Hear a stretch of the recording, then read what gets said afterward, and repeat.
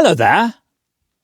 That is a Skoda Octavia Mk3 facelift, and in this video I'll show you how to check the engine coolant level, what type of coolant to add if there isn't enough, and what to do if there's too much, and such things are important because if the level's wrong, you can have big issues. Welcome to Car Spy TV.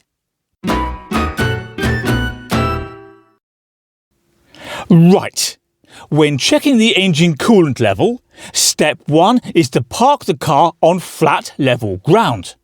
Why? Because if the ground isn't flat, you may get a false reading.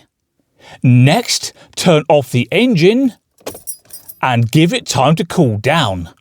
If the engine isn't cold, then once again you may get a false reading. Now, open the bonnet and find the engine coolant expansion tank, which is that thing down there. Here's a close-up, and if we zoom in further, we can see a minimum mark here and a maximum mark there. So, peer through the reservoir and see how high the coolant rises relative to those marks. If, as we see on my car, it's between the minimum and maximum, then no further action is required, so go to the pub, buy a drink and put your feet up.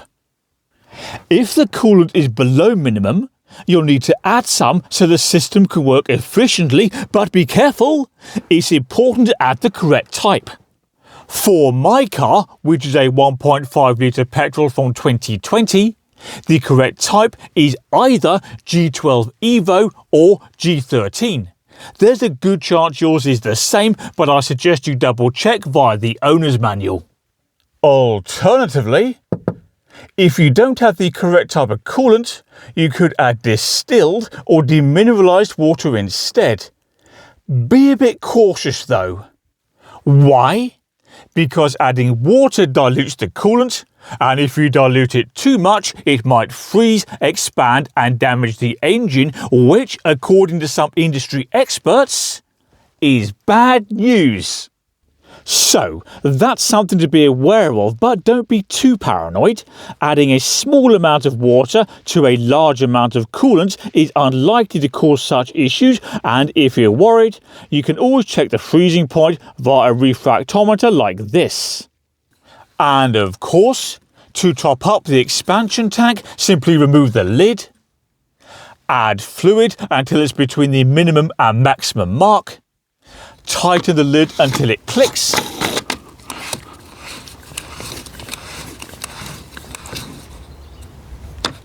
just like that. Then go to the beach, buy an ice cream and put your feet up.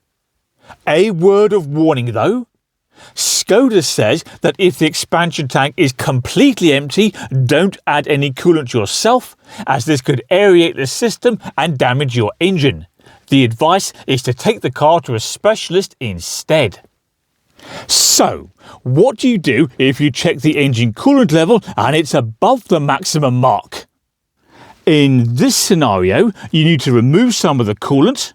Why? Because if not, according to Skoda, it could be forced out of the cooling system once it's pressurized, and that could damage your car, which would be annoying. The easiest way to remove a modest amount of coolant is to remove the lid like so, and then suck it out with a turkey baster like this one. Just don't tell the turkey. Hang on though, there is one more critical step.